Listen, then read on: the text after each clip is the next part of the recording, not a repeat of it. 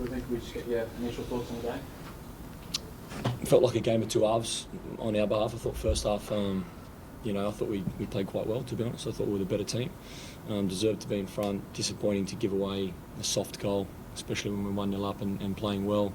So a bit of a mistake there, but still went in 2-1, and I thought we were definitely well in that game and probably on top. And then second half, came out of the block slowly. Adelaide made some changes and started playing very direct, and we just didn't deal with it, to be honest. How do you account for that? I mean, Adelaide scoring so quickly after the game. Look, they committed a lot of numbers forward and bombed the ball forward really quickly, and then 𝗗𝗘𝗧𝗖𝗛, who was a fresh sub, got at our fullback, drove into the box, and he's delivered a great cross, and they've had a good moment. And then from there, I felt like we lost our way a little bit, lost our shape. We had to change things to try and get back into the game. Then we had a little spell where we started to create a few chances of our own, but didn't take them. So, second half was disappointing. The record was like 4 losses within the season, but did you see improvement today in that first half? Definitely in the first half. Like it was a big step forward for us. A lot of intent. We created some really good chances, played some good football. So there's a lot to take out of that. Obviously disappointing to lose, the opening 4 games, but I would say that they're difficult games, if I'm honest. Auckland away, brand new club. Sydney FC at home in the middle of Champions League, good side. Melbourne Victory away. Adelaide in form. And in a lot of those games have been very close and very competitive. So fallen short, which isn't good enough, and we need to improve. But we'll continue to build. Do you think you're far away, Ruben? Realistically, when you say you quote the games that you've had, they are tough games, as you rightly say. Do you think the team is far away from what you're seeing from the now to put in 90-minute performances to ensure that that doesn't happen? There's definitely some work to do. I think it's just about, like you say, putting in 90-minute performances. It's about staying in the game for longer periods and making those moments count.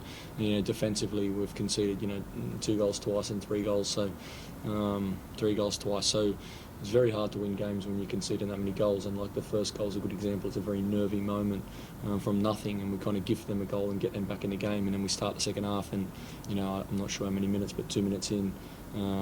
To concede like that, it's a real momentum and confidence killer, which when you have the start to the season we've had, obviously confidence and momentum's not really with us at the moment. So what we have to do is stay real focused on the positives and the things that we have been able to implement, in the opening start to this season, and then look to build on those performances, and it will come. The win will come. Do you think it's talk about the defensive issues, I suppose?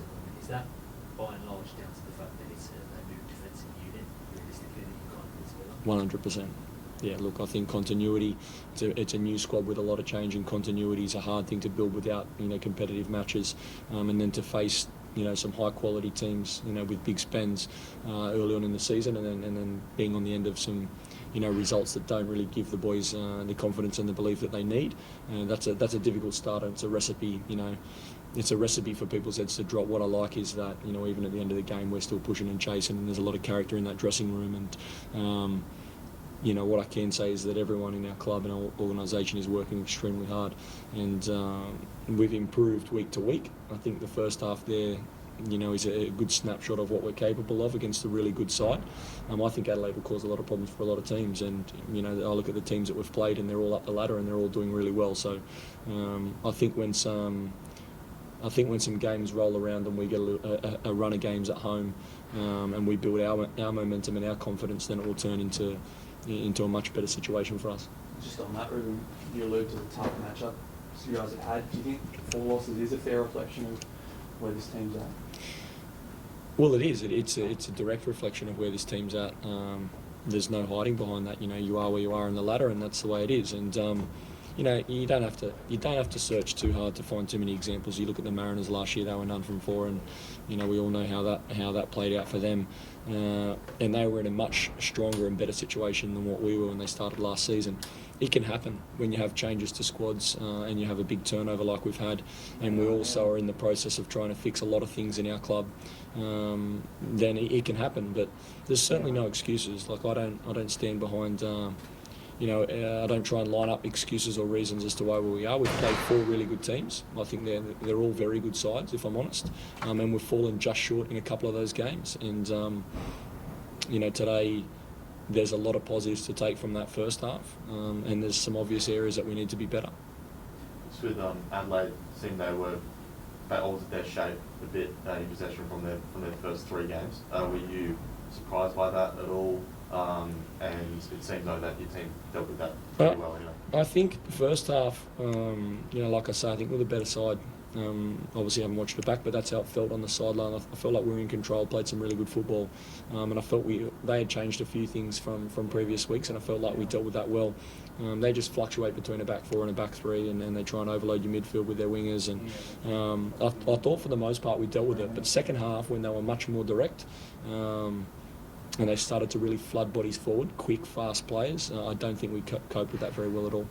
Are you more frustrated at the defensive stuff, or maybe in the first half not making more of that dominance? My frustration is simple. I'm frustrated purely for the result, because that's what our fans and our members want, and that's why we play the game, is to try and get wins and get points on the board. So my frustration, before we talk about whether it's conceding or missing chances, it's purely on the result. We want to win, and when I know how hard my team's working at the moment, my staff and my players, and how much they're banding together, to fall just short today is really painful. But we don't stop, and our belief doesn't waver in difficult times. If anything, we just band together and keep working, and the tide will turn.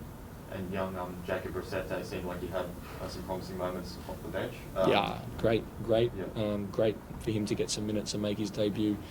Such a young, talented winger. It was nice for him to have a few moments and showcase his quality. He's got a lot of areas in his game he still needs to improve, but he's a fantastic young kid and a fantastic young player, and it's nice to be able to give him that opportunity to go out there and showcase his talent. We know a bit about Jay O'Shea's has been in this league for a long time now. Did you get the sense this year that maybe some of the struggles have seemed a bit around the fact that teams are doubling up on him every week, but it's not really winning games, and it's him being a bit corrective out there is hindering the team a lot? Yeah, look, I think so. I think he's definitely been around a long time now. He's been here 5-6 years, and he's not an unknown quantity anymore, and a lot of teams know that if they do a good job on Jay O'Shea, then you can go a long way to to taking a little bit of our attacking threat in the game on the ball. But Jay's clever, and he still finds space, and he still finds a way to affect the game. I don't think he was at his best tonight, if I'm honest, but he's a fantastic professional, fantastic player. I think a little bit like for him as it is for the team. If you have 3 or 4 off at this level with our squad, then it's not quite going to be enough, and we kind of need everyone to perform. And I just don't think the chemistry and the balance and the cohesion of the squad is as good as it can be. We've shown glimpses of what we're capable without being able to put that into longer phases of play and turn that into results. And so then confidence drops, and the momentum's not with you. So I feel like Jay is probably, it's not so much about Jay, it's more so much about the cohesion of the team than any one individual. And that's my responsibility to fix. Will that involve main changes, do you think, Ruben? Look, we make changes week to week depending on how the boys train and how they prepare.